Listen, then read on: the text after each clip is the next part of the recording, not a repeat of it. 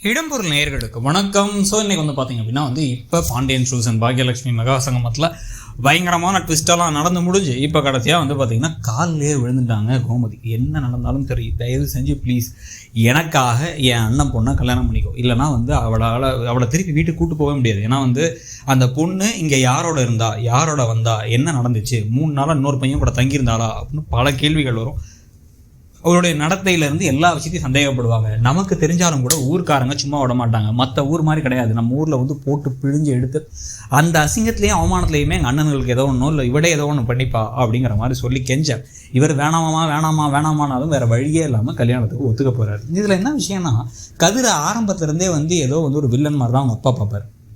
ஏன்னா கதிர் துடுக்குத்தனமாக திருப்பி பதில் சொல்லுவார். அவங்க அப்பா செய்கிற தவறுகளை திருப்பி கேட்டுருவார். ஏன் இப்படி பண்ணுறீங்க, என்ன உங்கள் பிரச்சனை அப்படிங்கலாம் சொல்லிடுவாங்கிறதுனால வேணா நம்மளை எடுத்து பேசுகிறோம் அப்படின்னு ஒரு இது இருக்குது. அவருக்கு என்னென்னா நான் எடுபடியாக இருந்து ஒரு கடையில் இருந்து வந்தேன், அப்புறம் என்னை ஓடி போகும்போது என்னை அவமானப்படுத்தானுங்க, நான் என்னோடய சொந்த சம்பாத்தியத்தில் முன்னேறி இந்த இடத்துக்கு வந்திருக்கேன், அதனால நான் சொல்கிறதான் கரெக்டு அப்படின்னு ஒரு ஆணாதிக்க மனப்பான்மைங்கிறத விட ஒரு என்ன சொல்கிறது, டாமினேட்டிங்கான ஒரு மனப்பான்மை அவருக்கு இருக்குது.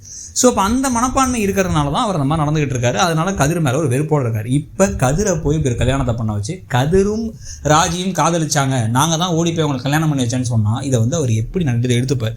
ஏடா உன்னை படிக்க சொல்லி கரெக்டாக சொன்னால் அதை விட்டுட்டு ஒரு பிள்ளையை லவ் பண்ணிட்டு தெரிஞ்சிருக்கேன். இதில் வேற உங்கள் அண்ணனுக்கு ஏற்கனவே செந்திலுக்கு கல்யாணத்தை நீ தான் பண்ணி வச்சேன். கல்யாணத்தை பண்ணி வச்சும் போதே கேட்டேன், உனக்கும் கல்யாணம் ஆசை இருக்கா, நீ பண்ணிக்கிறான்னு திட்டினேன். அப்போல்லாம் இல்லைன்னு உன் அண்ணனுக்கு பொண்ணு பார்க்க போனால் ஏற்கனவே தம்பி கல்யாணம் ஆகிடுச்சுன்னா எப்படி அப்படின்னு சொல்லிட்டு பொண்ணு பார்க்குறதே நின்று போச்சு. அப்படி இருக்கும்போது நீயும் கல்யாணத்தை பண்ணுறது நிற்கிறியான்னு காரி துப்பாத குறையாக கேள்விகள் கேட்டு பலாரப்பலான்னு விட போகிற காட்சிகள் நடக்க போகுது. இன்னொரு பக்கம் ராஜியை கன்வின்ஸ் பண்ணி அப்பா அம்மா எல்லாரும் உயிரோடு இருக்கணும்னு நினச்சேன்னா அதுக்கு ஒரே வழி, நீ இந்த கல்யாணத்தை பண்ணுறதான்னு சொல்ல வேண்டாவிருப்பா கட்டாய கல்யாணத்தை பண்ண போகிறாங்க. அதுவும் கட்டாய கல்யாணத்துக்கு எதிராக உரிமை குரல்லாம் தூக்கின பாக்கியாவுடைய உதவி மூலமாக. ஸோ இவங்கெல்லாம் கிளம்பி அங்கே ஊருக்கு போய் எல்லாத்தையும் பார்க்க வரும்பொழுது பாக்கியா வாட்டு கோபி நீங்கள் இங்கே அப்படிங்கிற மாதிரி ஷாக்காக போகிறாங்க. கோபி ராதிகாலாம் இருக்க. இப்போ கோபி ராதிகா வந்த கல்யாணத்தை நிறுத்தி அதுக்கு பதிலாக பாக்கியா இன்னொரு கல்யாணத்தை நடத்தி வச்சிட்டாங்கிற மாதிரி அடுத்த ஈஸ்வரிகிட்ட வேற போகுது. அது ஒரு பக்கம் ஓட போகுது.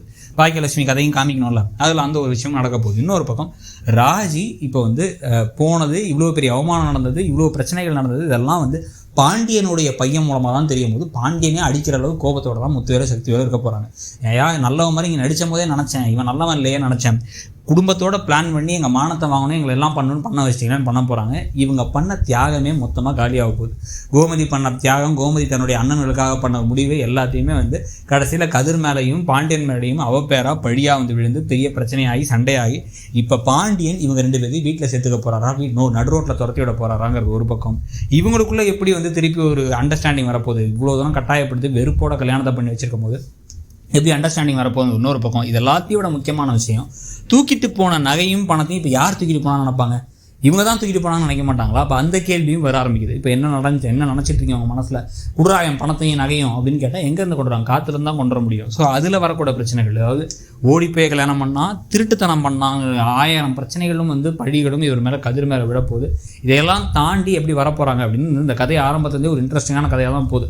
பாண்டியன் ஷோஸ் 1 இந்த மாதிரி கட்டாய கல்யாணங்கள்லாம் நடந்துச்சு. ஆனால் அது சந்தர்ப்ப சூழ்நிலையாக நடக்கும். ஜீவாவுக்கும் மீனாவுக்கும் காதலிச்சாங்க. ஜீவாவை போய் முல்லையை கல்யாணம் பண்ணிக்க சொன்னாங்க போது கடைசி நிமிஷம் நின்று அதனால் இந்த கல்யாணம் நடந்துச்சுன்னு நடக்கும். அதில் பெருசாக ஒரு பாதிப்புகள் இருக்காது. இங்கே இம்பாக்ட்லேருந்து கிரிமினல் கேஸ் வரைக்கும் இருக்குது, திருட்டு கேஸ் வரைக்கும் எல்லாம் இருக்குது. ஸோ எப்படி போகுது பாண்டியன் ஷோ சீசன் 2 இதுக்கப்புறம் அப்படிங்கிறத பார்க்கலாம். நீங்கள் இந்த கல்யாண ட்ராக்கையும் பற்றி, இந்த மகாசங்கமத்தை பற்றி என்ன நினைக்கிறீங்க? ஹை வோல்டேஜ் ட்ராக் நல்ல டிஆர்பியும் வாங்கிட்டு இருக்குது. இதுக்கப்புறம் கதை பரபரப்பாக இருக்குன்னு தோணுது. உங்களுக்கு இந்த கதாபாத்திரங்கள் பிடிச்சிருக்கா? நமக்கு கோமதி மீனாலேருந்து ஆரம்பித்து கதிர்ராஜி வரைக்கும் எல்லாத்தையும் கேரக்டர்ஸ்லாம் நிறைய பேரை பிடிச்சிருக்கு. போக எப்படி இருக்குங்கிறத பார்க்கலாம். உங்களுக்கு என்ன தோணுதுங்கிறத சொல்லுங்கள். தேங்க்யூ.